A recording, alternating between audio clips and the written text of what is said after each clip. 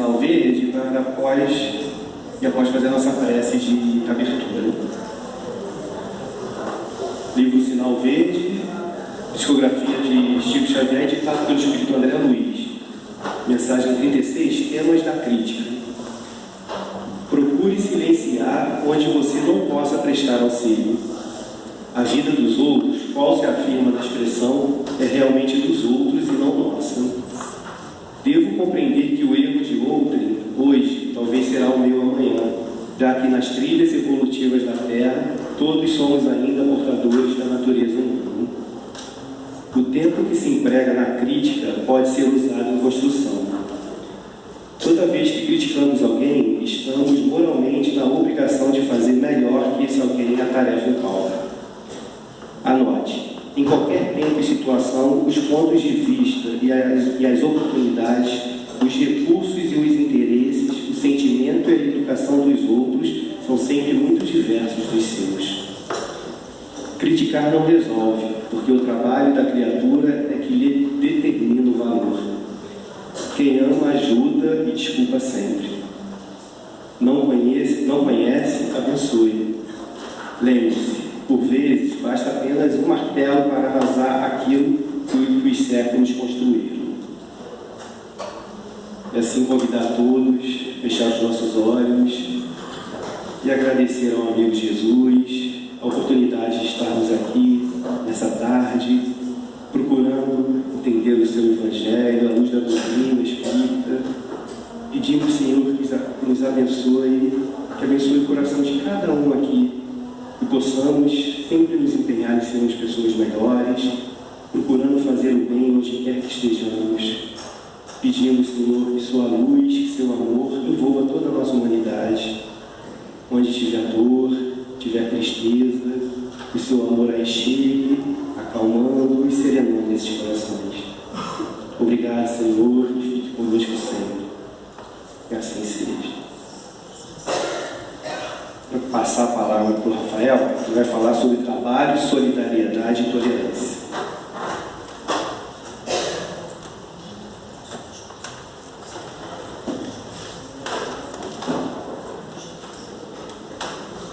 Minhas queridas amigas, meus queridos amigos, muito boa tarde. A todos eu formulo votos de paz, de bem, pedindo a Jesus e os amigos da espiritualidade possam nos abençoar e se manter entre nós.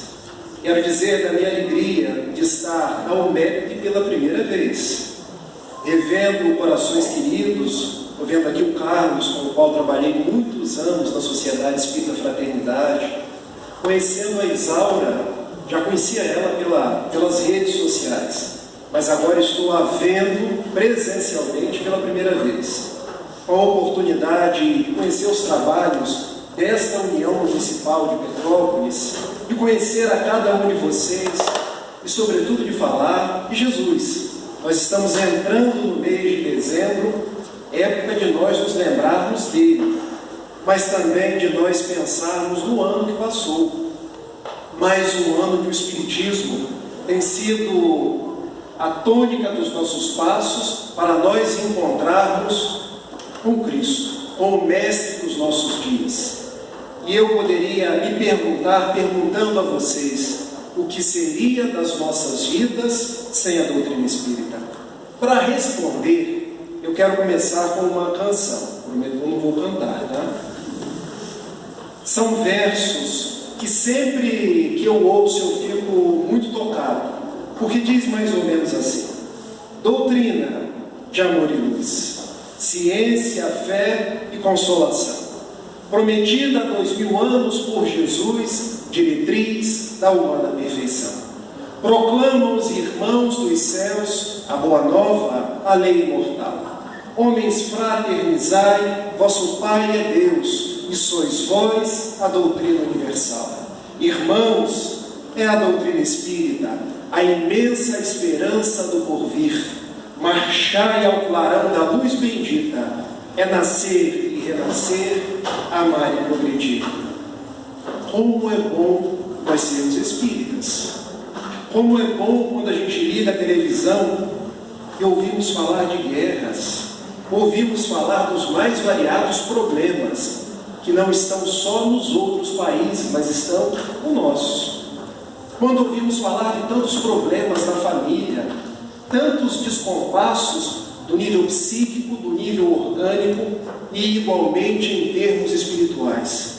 Como é bom sermos espíritas, sabermos da imortalidade da alma, termos o Evangelho redivivo sob a ótica dos espíritos imortais que vieram trazer para cada um de nós uma esperança renovada, uma mensagem de consolo e igualmente uma mensagem que nos esclarece de onde nós viemos, para onde nós vamos, o que nós estamos fazendo aqui hoje no Brasil, em Petrópolis, dia 30 de novembro de 2024.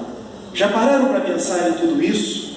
Ou será que nós somos consumidos pelas atividades do cotidiano? E nós não conseguimos pensar na nossa vida mais, na nossa experiência de espíritos imortais. Quando eu recebi o grato convite para estar com vocês pela primeira vez, a Isaura me pediu um tema. E eu pensei, que tema? Me lembrei do insigne codificador do Espiritismo, Allan Kardec, porque ele tinha uma tríade através da qual ele pautava os seus atos, e no qual ele se baseou quando codificou a doutrina espírita: trabalho, solidariedade e tolerância. Porque imaginava Kardec que todo o nosso esforço no mundo requer o trabalho de todos, a solidariedade entre todos e a tolerância para com todos. Olha como Kardec era preciso na sua forma de estudar, de trabalhar, de ser o codificador da doutrina espírita. Mas ele aprendeu isso com honra a Henri Pestalozzi, que foi o seu educador. Só que a tríade de Pestalozzi era um pouquinho diferente, porque Pestalozzi falava em trabalho, solidariedade e perseverança. Porque para Pestalozzi o trabalho é uma obrigação de todos, a solidariedade é uma norma de convivência, e nós devemos perseverar em tudo que a gente se propõe a fazer. Só que Kardec foi um pouquinho além do seu professor, porque olhando aquele século XIX da sociedade francesa, ele percebia que as pessoas eram diferentes, elas tinham visões de mundo diferentes. Será que é diferente dos dias atuais? Não. Então, substituindo perseverança, ele houve por bem trazer tolerância, porque ele entendia que eu sou espírita, abriu a Sociedade Parisiense de Estudos Espíritas, mas lá visitavam católicos, lá iam os protestantes, e era o altar do respeito, era o altar da convivência fraterna, como nós precisamos de Kardec nos dias atuais. Então me propus a falar sobre a tríade kardeciana nesta data. E esta tríade é encontrada na Revista Espírita de 1869 e também no livro Obras Póstumas, logo no início, quando traz a biografia de Allan Kardec. E o que o codificador quer nos trazer quando fala de trabalho? Quando a gente abre o Livro dos Espíritos, na terceira parte das leis morais, os bons espíritos trazem para nós 10 leis morais. A primeira, a lei de adoração. A segunda, a lei do trabalho. E quando Allan Kardec indaga aos imortais o que é o trabalho, e os bons espíritos respondem: toda ocupação útil é trabalho. Então nós estamos no mundo num grande esforço, trabalhar. Ninguém veio ao mundo a passeio, apenas para diversão, apenas para ver a vida passar. E aqui uma consideração que eu faço, não em tom de crítica, mas de reflexão. Quando o cancioneiro popular diz assim: deixa a vida me levar, em verdade nós poderíamos propor, e eu gosto do cantor, tá gente? vida levá-la-ei. Compreenderam a diferença? Porque nós não deixamos a vida nos levar, nós levamos a vida. Porque nós imprimimos na nossa existência a nossa marca. O que nós viemos fazer no mundo? Eu fico pensando se Allan Kardec deixa a vida me levar. Não.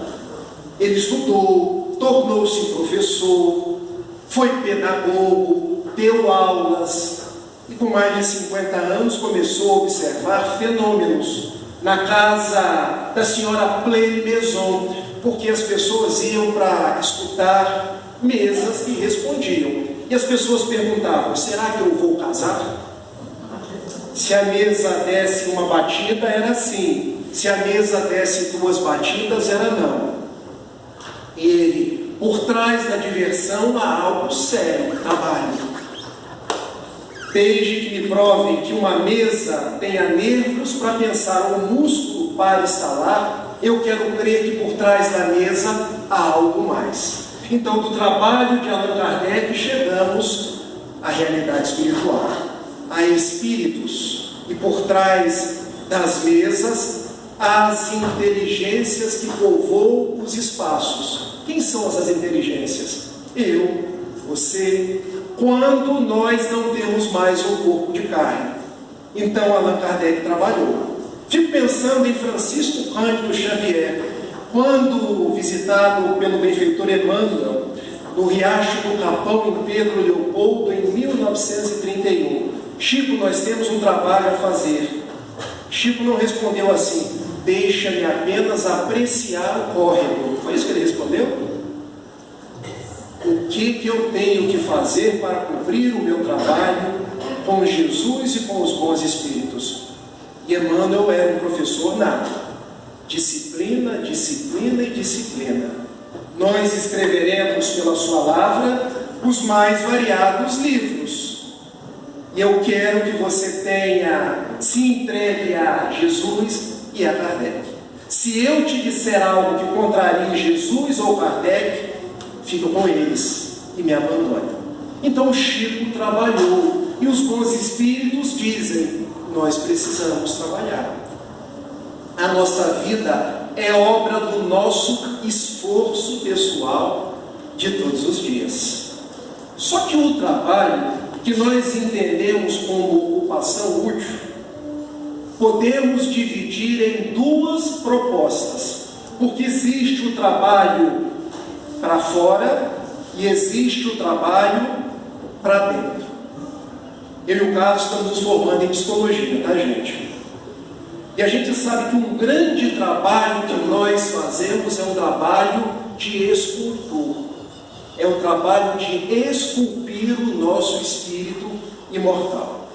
Falando de uma forma bem mais direta ao nosso coração, Allan Kardec, no capítulo 17, item 4 do Evangelho segundo o Espiritismo, ele traçou esse trabalho interno como: reconhece o verdadeiro espírita pela sua transformação moral e pelos esforços que empreende por domar as suas más tendências e as suas más inclinações. O primeiro trabalho, então, que nós entretecemos é o trabalho dentro de nós. Onde houver ódio, que eu trabalhe em mim o amor. Onde houver ofensa, que eu trabalhe em mim o perdão. Onde houver discórdia, que eu trabalhe em mim a união. Não adianta eu querer falar de amor se eu por dentro trago ódio. Não adianta eu falar de paciência, trabalhar para que o outro seja paciente, se eu sou uma pessoa estouvada, não sei esperar, quero resolver tudo na violência. Primeiro aspecto do trabalho, o trabalho que eu faço na minha intimidade. Só que esse trabalho ninguém vê. Esse trabalho é de mim para comigo mesmo. Porque eu sou uma pedra bruta que eu vou esculpindo para poder brilhar.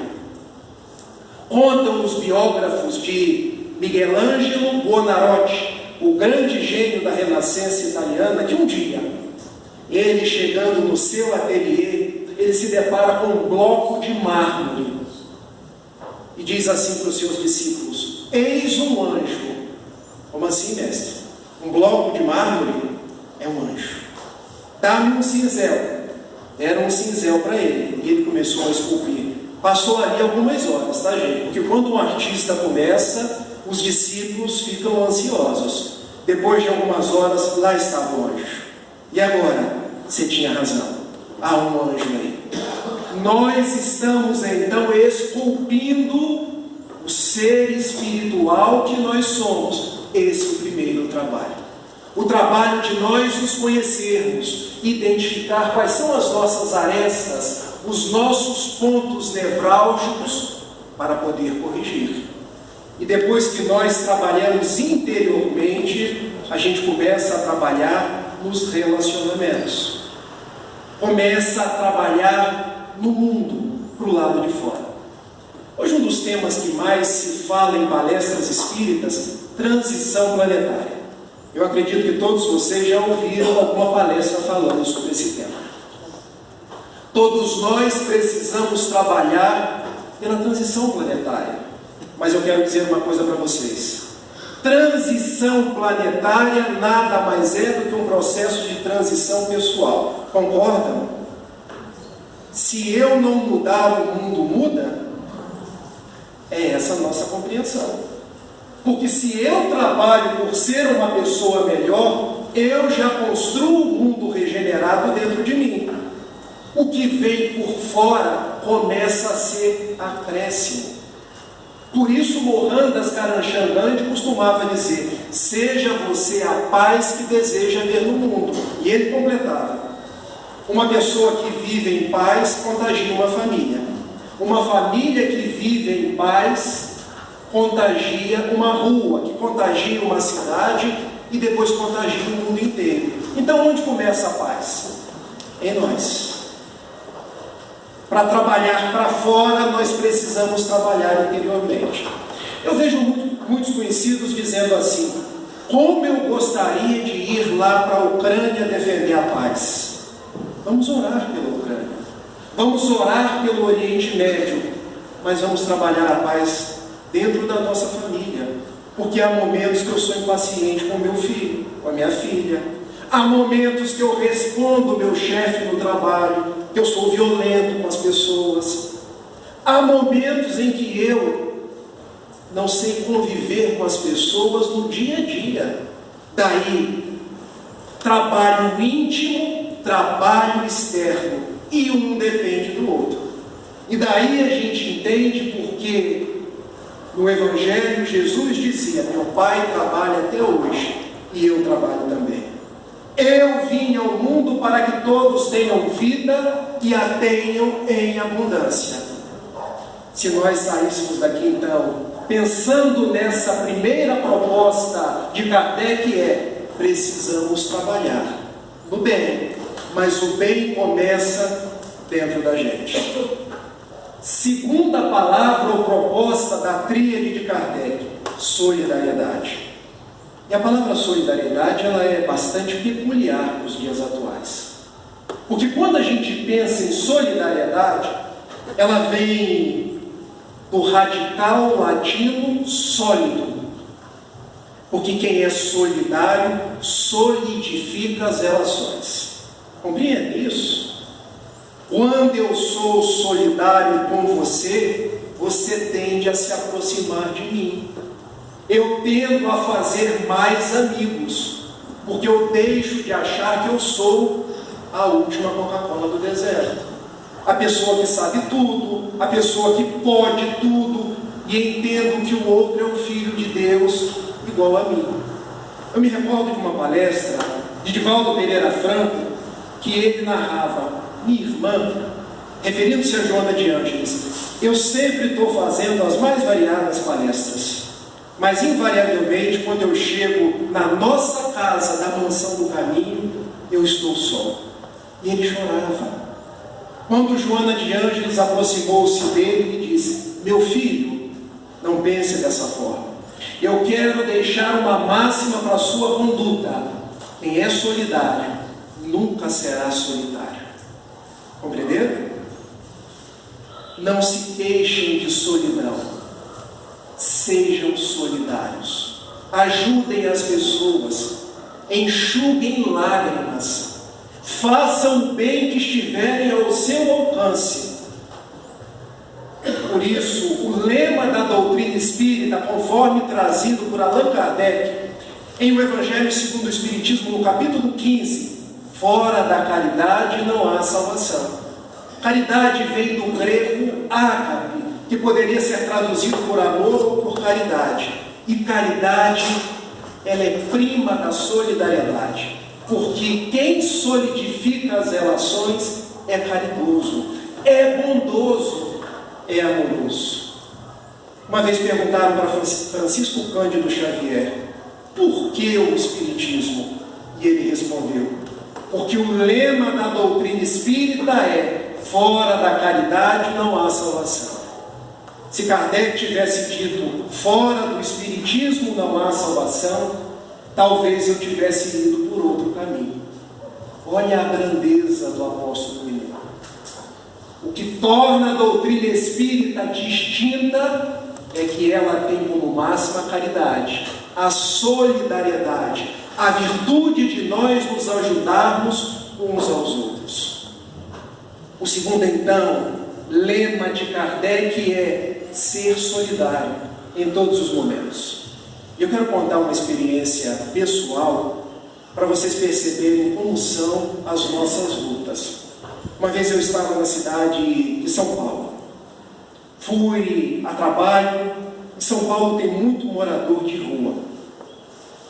Naquele dia, em particular, eu havia ido almoçar num restaurante bacana de São Paulo, o Família Mancini. E vocês sabem como é que é jovem, né, gente? Jovem que gosta de comer muito. Aqui não tem ninguém com esse problema. Fui no Família Mancini, Isaura. Pedimos lá uma massa, nos serviram. Eu e sobrou. E eu disse assim para minha esposa: vamos levar? E ela: como assim, Rafael? Eu vou levar um prato de macarrão de São Paulo para Niterói? Eu sou casado com você, eu tenho a obrigação de te amar, mas não de ficar pagando mico. Nós pagamos, vamos levar? Aí ela: olha lá o que você vai fazer. Eu pedi o garçom: coloque na quentinha. E levei. Fui com aquela bolsa, ia pegar um táxi, ia pro avião, ninguém iria ver. Chegamos na Praça da República, cheio de morador de rua, gente em situação de rua, que são nossos irmãos. Nós precisamos aprender isso. E um chegou perto de mim. E eu pensei: deu ruim, vai me assaltar. Olha como são os nossos preconceitos. Por que eu achei que o morador de rua iria me assaltar? Quando ele aponta para a bolsa: é comida? E eu fui escondendo a bolsinha para trás. Era minha janta. Quando que eu voltaria no Família Mancini? Aí a Gabriele virou: Rafael, o que está escrito no capítulo 15 do Evangelho segundo o Espiritismo? Aí eu falei assim: estou sendo doutrinado no meio da rua. Porque a gente às vezes é doutrinado na reunião de desobsessão, outras vezes, quando a gente é encarnado, nós somos doutrinados no meio da rua mesmo. E eu respondi para ela: fora da caridade não há salvação. Não adianta você fazer 100 palestras por ano. Dá quentinha. Agora. Eu falei: epa, precisa ser tão fundamental. Eu peguei a quentinha e dei. E fui para o hotel. Desci do hotel, o homem voltou, gente. E agora voltou com a esposa e 2 filhos. Virei para ela: agora vão assaltar a gente, porque eu não tenho quentinha mais. E o homem se aproximou chorando: olha, o que foi a sua sogra comeu eu, a minha esposa e os meus 2 filhos. Aí eu comecei a chorar. E pensei assim: eu devo ter jeito ainda. A minha esposa, com certeza, porque as mulheres, vocês já perceberam que na obra de André Luiz é sempre uma benfeitora? E eu aqui não estou julgando os homens, tá, gente? Mas é sempre uma mãe, é sempre uma benfeitora. Quando a gente ouve falar de Gregório no livro Libertação, é uma benfeitora, é uma parente, é a mãe dele que vem. André Luiz, quem é que se compadece dele? Além de Clarencio, a mãe dele, Dona Laura. Olha o papel das mulheres. Fui salvo pela minha esposa. E quando o homem começou a chorar, eu danei a chorar. E fui para o aeroporto chorando, porque o que era a minha gulotice. Conhece essa expressão? Em Itapiruna a gente diz assim, seu guloso. O homem comeu. Ele comeu a esposa, comeu os 2 filhos. E eu pensei, nós precisamos ser solidários. Porque a solidariedade, ela deixa marcas indeléveis no nosso espírito imortal. Quando nós desencarnarmos, ninguém vai chegar até nós e perguntar assim, vem cá, quantos títulos você teve lá na terra? Quantos postos de destaque? Quantos bens você teve? Não estou dizendo que nós não possamos ter, mas nós precisamos nos voltar para aquilo que é o essencial, o espírito imortal que nós somos. Porque o que valerá do lado de lá são as lágrimas que nós enxugamos, são as pessoas que vieram até nós e nós conseguimos socorrer. Saí um dia da Sociedade Espírita Fraternidade, 2 meninos, porque o Carlos conhece, é cheio de menino ali na frente, vieram para mim, um enfiou a mão num bolso, outro enfiou a mão no outro bolso. Eu falei, hoje eu perdi tudo. Hoje vai celular, vai carteira. Aí eu olhei para a cara de um menino, gente, devia ter 10 anos no máximo. Eu falei, o que você está fazendo? Ele virou, com você nada. E eu falei, por que não? Porque você é lá da casa do tio Raul. E eu falei assim, mas o que tem a ver você me assaltar com a casa do tio Raul? É que a gente vai lá todo domingo, e vocês dão banho na gente. E vocês dão roupinha, dão sabonete, e ainda a gente come. Então eu aprendi que na casa do tio Raul a gente não assalta ninguém. Aí eu quis dar uma de sabido com eles. Falei, vamos conversar? Não, tio, não podemos conversar porque a gente vai perder tempo. Eu falei, eu quero que eles percam tempo, porque eles vão assaltar alguém. Vão perder um tempinho. Mas lá nós ensinamos que vocês não podem assaltar ninguém. É, tio, a gente até tenta. Por enquanto a gente está preservando só vocês. Eu poderia pensar, Isaura, que os meninos estavam perdidos. Mas como a gente aprende a pensar? Alguma coisa eles já aprenderam. Compreende a nossa forma de pensar? A solidariedade é isso. A solidariedade é quando a gente faz sem esperar o retorno. Porque às vezes a gente vai cuidar de um filho a vida inteira e ele vai ser ingrato, mas a semente foi plantada. Às vezes a gente vai tomar conta de um familiar a vida inteira e ele vai nos dar um tapa no rosto. Não deu outro tapa, tá, gente? Porque um dia ele vai se lembrar do familiar que o ajudou. Isso é solidariedade. Às vezes a gente vai ajudar na casa espírita uma pessoa que todas as vezes que a gente ajudou, ele pegou o dinheiro e foi beber. Continue ajudando. Não precisa dar o dinheiro para beber, mas dê o prato de comida. Leve para a casa espírita na tarefa assistencial. Ajude aquela pessoa a se tornar um homem ou uma mulher de bem. Por isso nós temos lá em Niterói o Irmãos Fraternos, um trabalho de solidariedade. Por quê? Porque os meninos podiam estar na rua jogando bolinha. Já viram o menino no sinal jogando bolinha?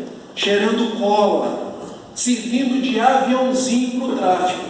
Mas lá no Irmãos Fraternos eles estão comendo, estão tendo a aula conforme os padrões educacionais do mundo. E no final de semana, a aula do Evangelho. A doutrina espírita. Como você nos ensina. Quando a gente abre o livro Renúncia, esse é um dos mais bonitos, tá, gente? Assim como é dos mais bonitos Paulo Estevão, assim como é dos mais bonitos há 2000 anos, todos os romances de Emmanuel eu falo, esse é dos mais bonitos. Compreenderam a tática, né? E se a pessoa chega para mim com um romance de Dona Ivone do Amaral Pereira, esse é dos mais bonitos, porque cada um vai gostar de um, e nós precisamos incentivar as pessoas a lerem. A personagem Alcione tornou-se freira, mas ela tinha um aspecto particular, porque ela entendia que o serviço a Jesus não era ficar dentro do convento o dia inteiro. Ela queria sair, queria ajudar as pessoas. Acabou sendo vítima da Inquisição, porque os inquisidores achavam que quando ela saía para ir ao contato dos sofredores, ela estava desvirtuando a proposta do Cristo. E lembrando de Alcione, eu me lembro de Agnes Goncha Bojacho. Falando com esse nome, talvez vocês não conheçam, Madre Teresa de Calcutá. Ela nasceu em 1910, ainda no Império Otomano. Ela era muçulmana. Quer dizer, o país dela era muçulmano. Ela queria servir a Jesus. E ela disse para a mãe: mãe, vou servir a Jesus. Minha filha, é complicado.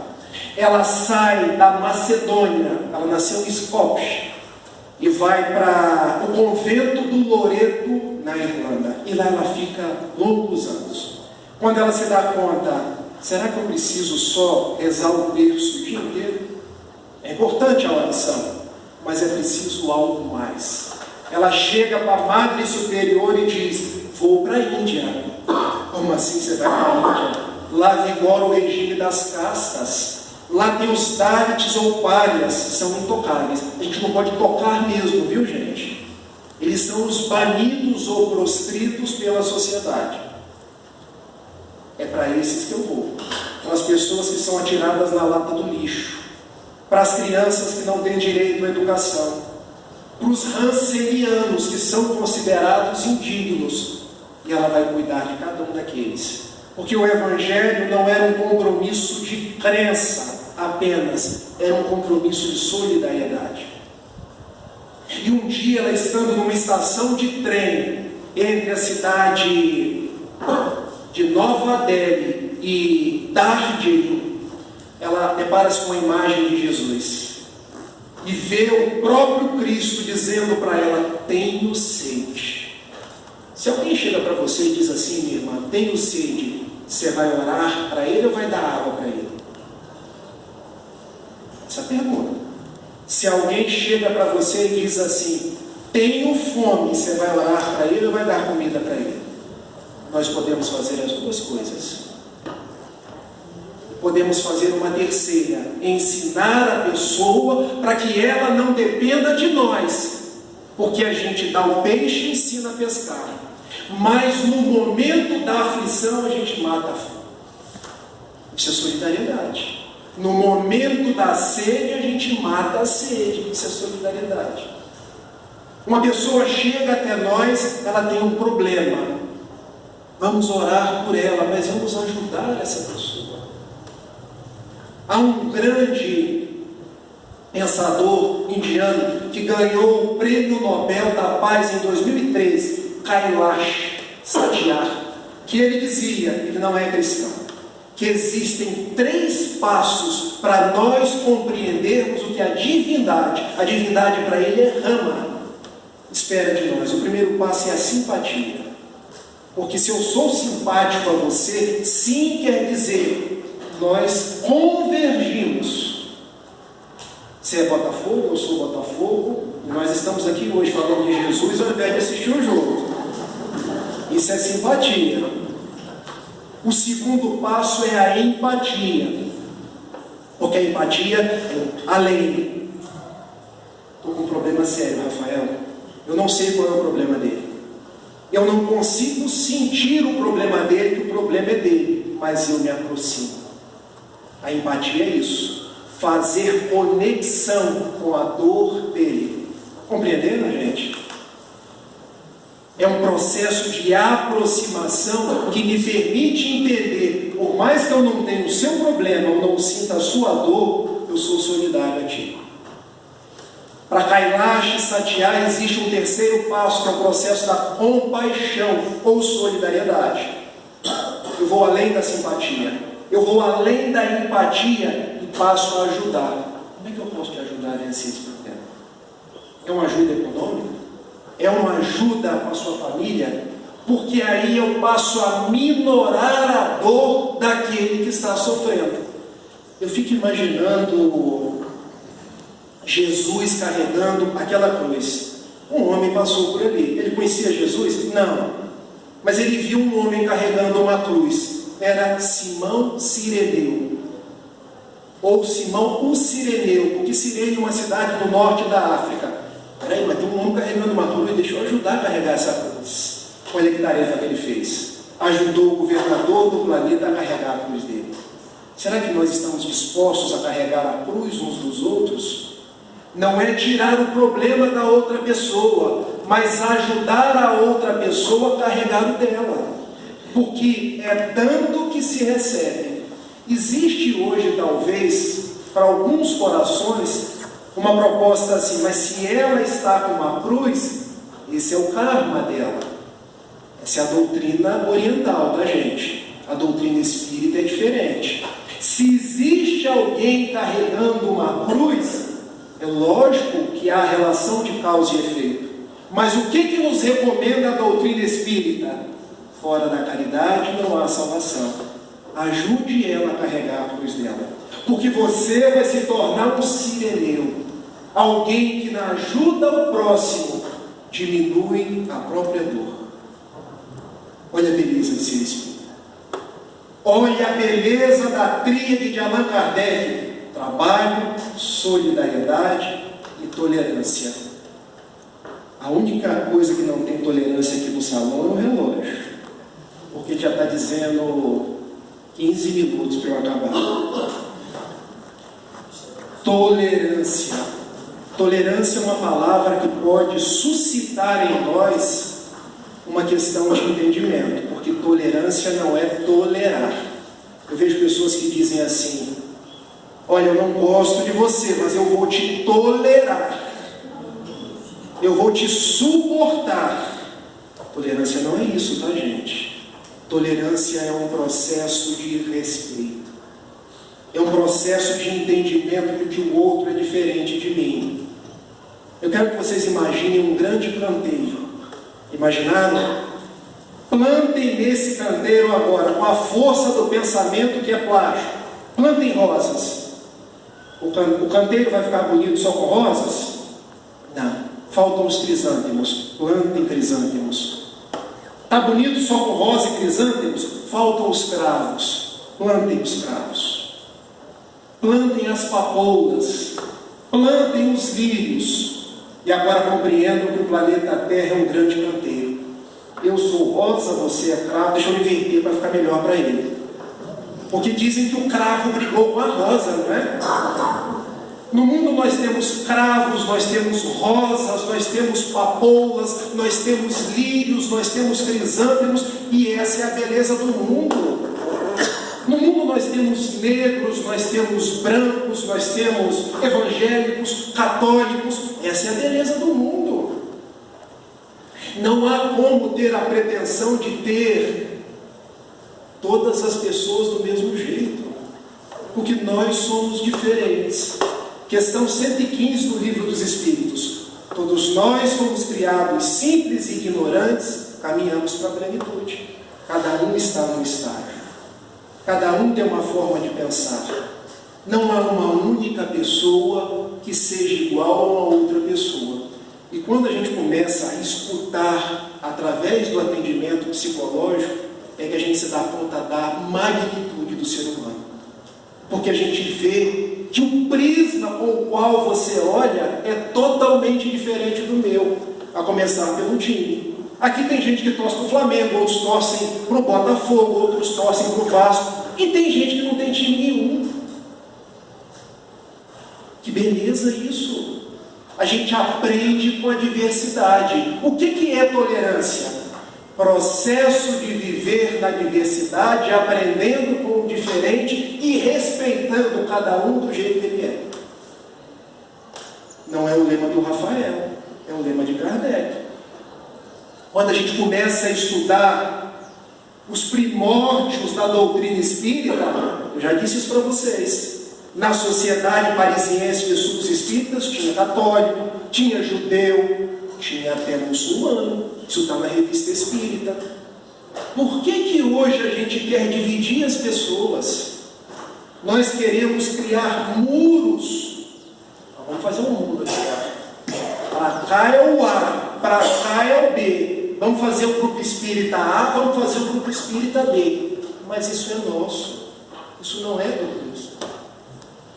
Quando Jesus, lá em João, capítulo 10, versículo 11, bonus pastor sunt, eu sou o bom pastor, nenhuma de minhas ovelhas se perderá. Vocês compreendem a magnitude disso?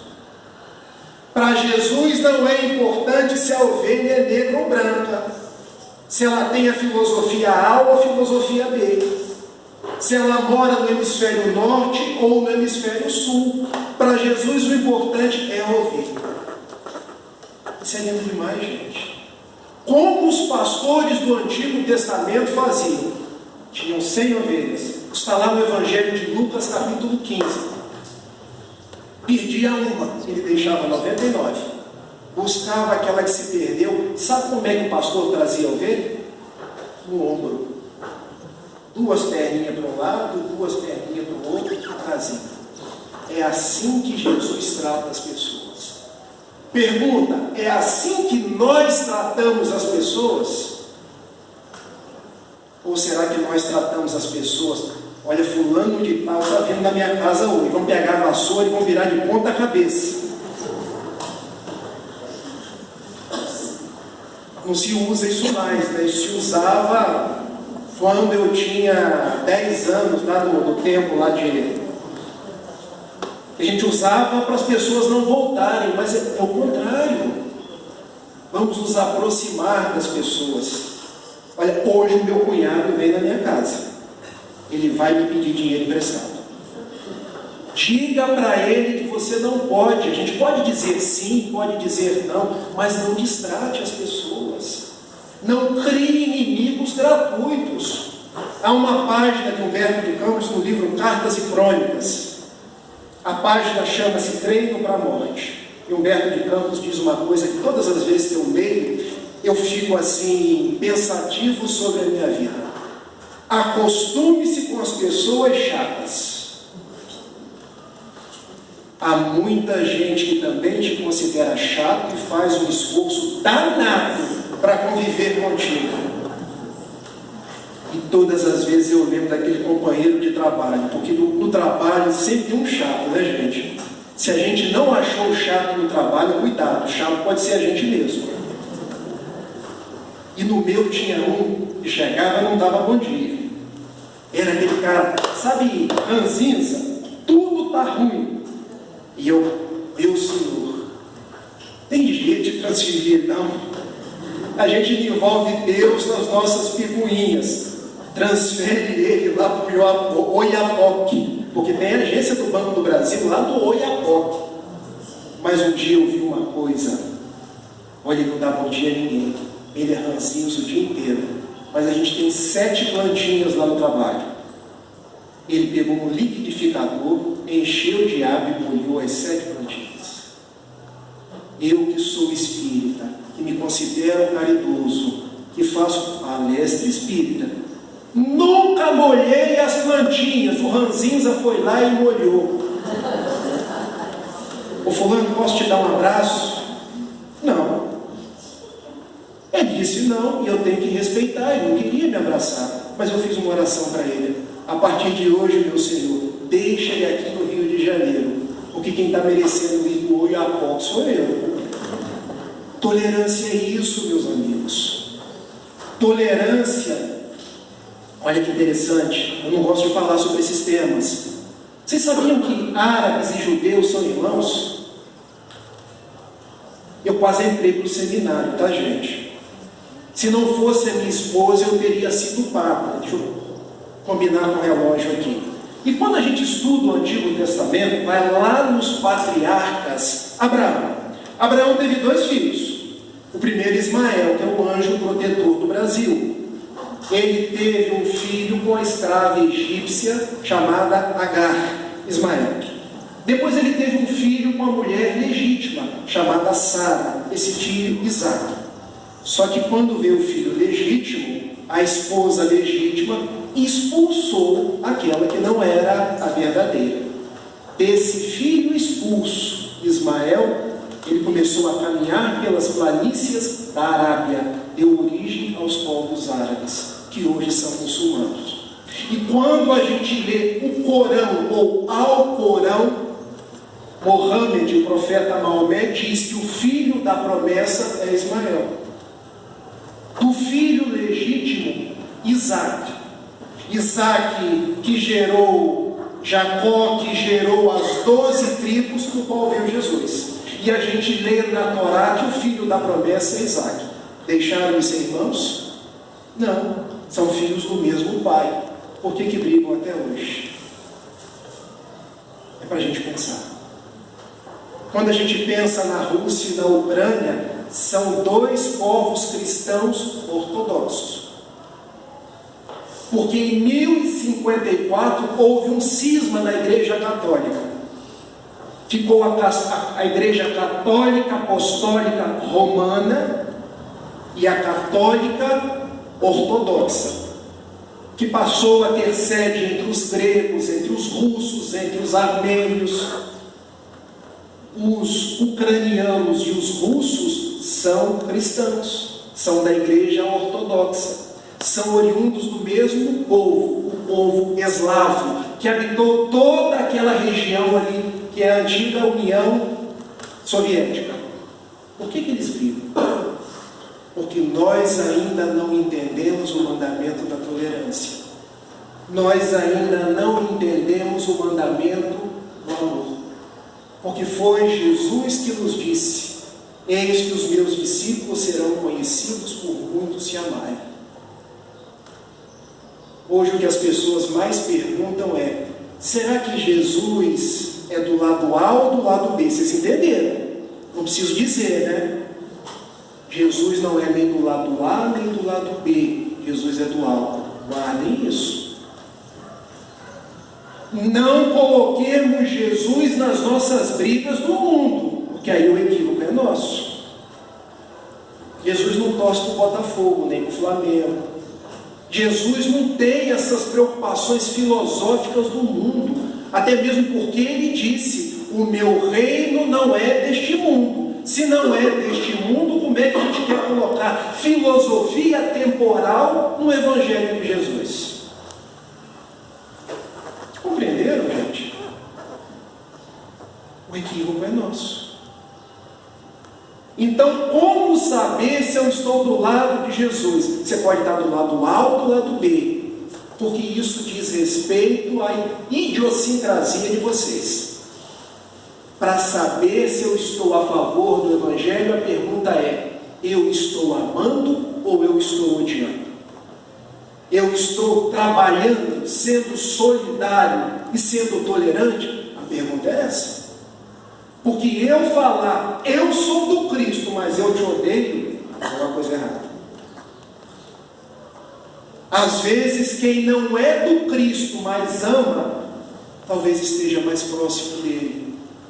Essa é a pergunta que nós temos que nos fazer nos dias atuais. E por isso nós evocamos a tríade kardeciana: trabalho, solidariedade e tolerância.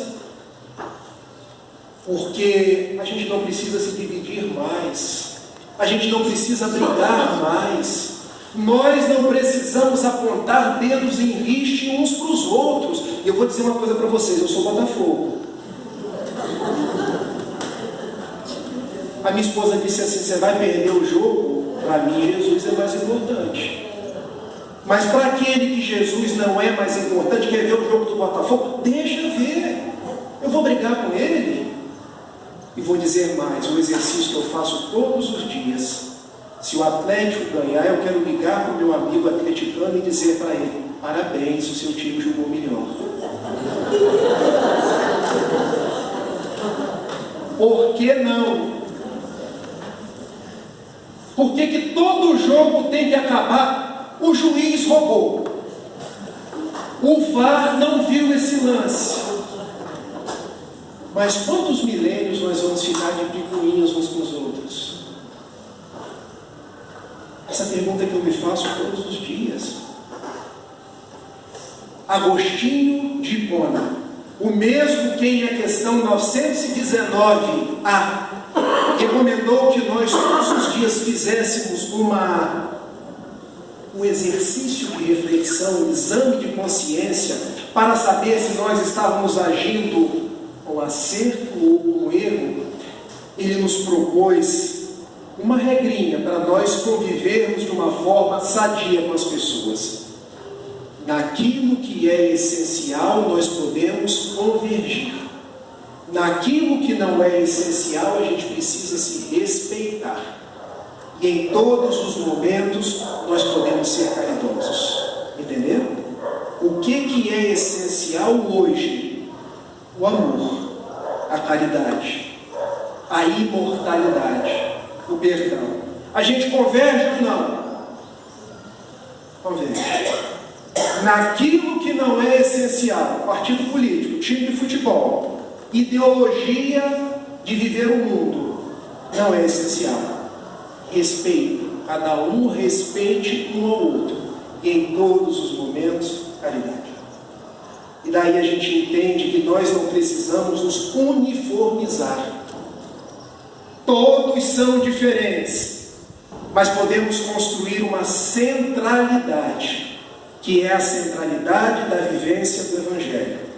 Foi isso que nos propôs Bezerra. Vocês acham que com ele foi diferente? Na época de Bezerra não eram espíritas conservadores e progressistas, eram espíritas místicos e espíritas racionais, mas era briga do mesmo jeito. Ele foi presidente da FEB por 2 vezes e ele conseguiu amainar os corações, demonstrando uma centralidade no Evangelho. Na época do Pacto Áureo, as pessoas também se dividiam. Não, eu faço parte dessa federação. Não, mas estar adesa a uma federação para quê? Eu faço parte daqui. Briga do mesmo jeito. Aí veio a caravana da fraternidade. Leopoldo Machado e tantos outros andando pelo Brasil para construir centralidade, unificação. Unificação é diferente de união. Unificação é, apesar de diferentes, nós temos um propósito em comum. E hoje, nós precisamos nos lembrar de Kardec.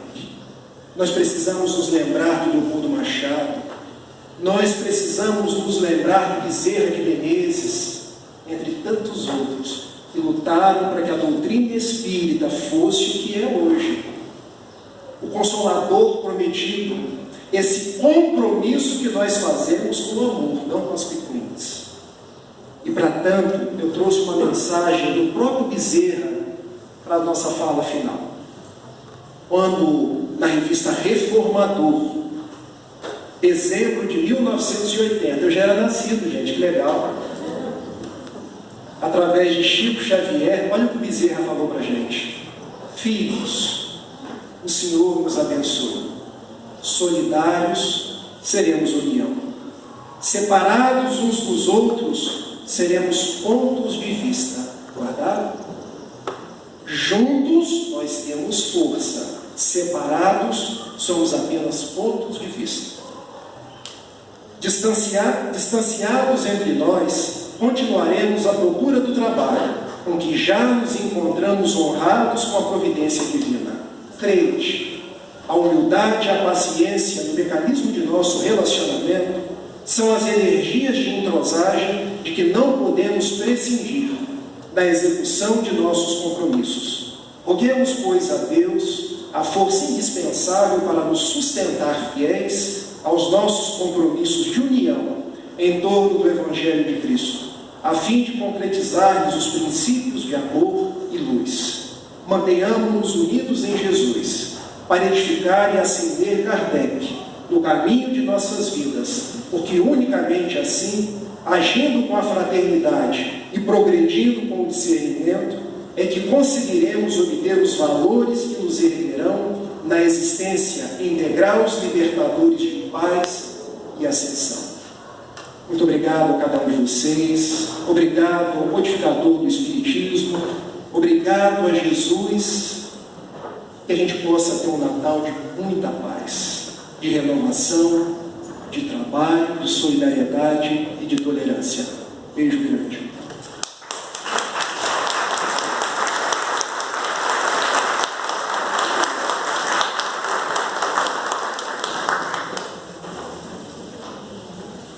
Nós que agradecemos, Rafael, por essa tarde, ter vindo lá de Niterói, abriu mão do jogo, né?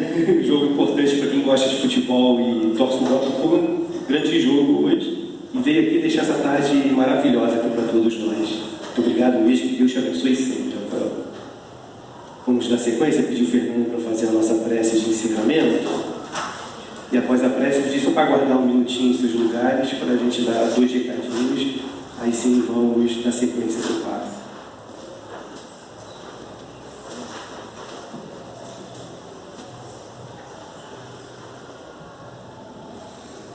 E assim, amigo Jesus, agradecidos estamos, Senhor, por estarmos aqui nesta tarde abençoada, tendo oportunidade, Senhor, de aprender um pouco mais sobre o Teu Evangelho de amor.